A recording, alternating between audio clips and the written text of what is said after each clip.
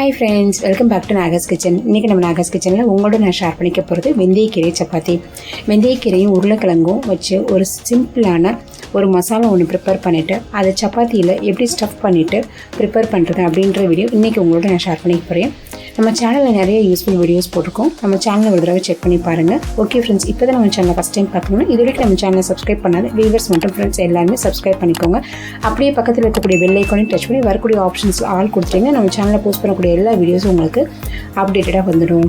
இப்போ இந்த வெந்தயக்கீரை வந்து பார்த்திங்கன்னா ஒரு கட்டு எடுத்திருக்கேன். கட்டு பிரிக்கிறதுக்கு முன்னாடி அதில் உள்ள வேரெல்லாம் கட் பண்ணிவிட்டு இப்போ நல்லா க்ளீன் பண்ணி எடுத்துக்கலாம்.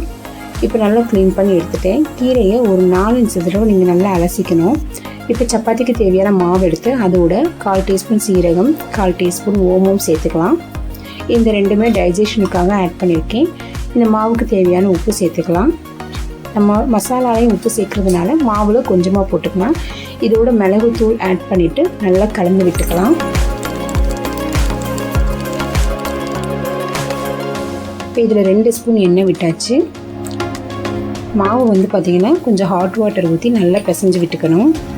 ஸோ அந்த மாவும் சுடுதண்ணியும் மிக்ஸ் ஆகிற வரைக்கும் இந்த மாதிரி ஒரு விஸ்கை வச்சு நல்லா கலந்து விட்டுட்டு அப்புறமா நம்ம கையில் வந்து பிசைஞ்சு எடுத்துக்கலாம்.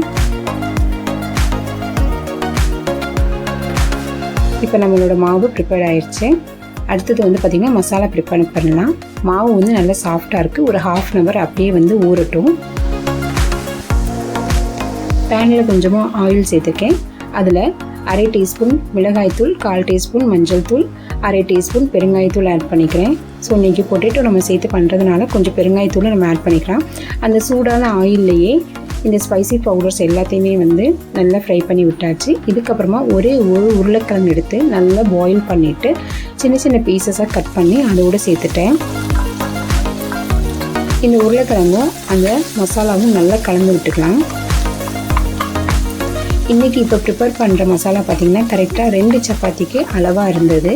ஸோ ஒரு மீடியம் சைஸ் உருளைக்கிழங்கும் ஒரு கட்டு வெந்தயக்கீரையும் ஆட் பண்ணியிருக்கேன்.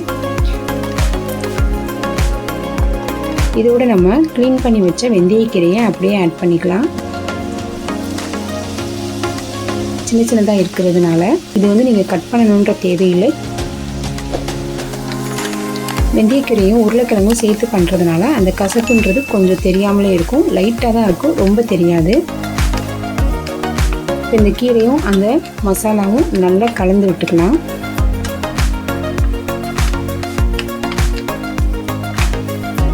ஒரு 5 நிமிஷம் நீங்கள் இந்த மசாலா வந்து குக் பண்ணால் போதும். ஏன்னா ஆல்ரெடி வந்து உருளைக்கிழங்கும் வேக வச்சது தான், கீரையும் கூட சீக்கிரமாக வெந்துடும். அதனால் ஒரு 5 minutes வந்து நீங்கள் இதை அடுப்பில் வச்சு ப்ரிப்பேர் பண்ணால் போதும். இந்த மசாலாவுக்கு தேவையான உப்பு சேர்த்தாச்சு. உப்பு சேர்த்துட்டு நல்லா கலந்து விட்டுடலாம்.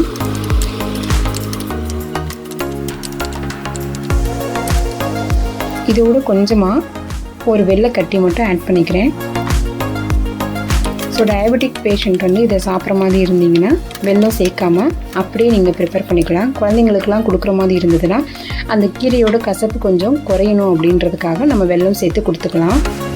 அவ்வளோதான், நம்மளோட ஸ்டஃபிங் ரெடி ஆகிடுச்சு. இப்போ சப்பாத்தி ப்ரிப்பேர் பண்ணிடலாம். இப்போ 1/2 hour ரெஸ்ட்டில் விட்டதுக்கப்புறமா மாவு பார்த்திங்கன்னா நல்லாவே சாஃப்டாக ஊறிடுச்சு. மாவில் பார்த்திங்கன்னா சின்ன சின்னதாக ஒயிட் கலரில் பபிள்ஸ் இருக்கும். அந்த மாதிரி இருந்ததுன்னா நல்லா மாவு சாஃப்டாக இருக்குன்ற மீனிங். இப்போ வந்து மாவு வந்து திரட்டி எடுத்துக்கலாம். கொஞ்சமாக மாவு டஸ்ட் பண்ணிட்டேன். சப்பாத்தி தேய்ச்சிடலாம்.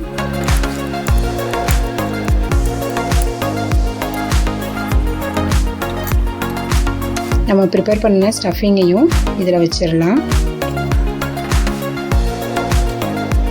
நான் இன்றைக்கி இந்த மாதிரி ஹோல்ட் பண்ணிக்கிறேன்.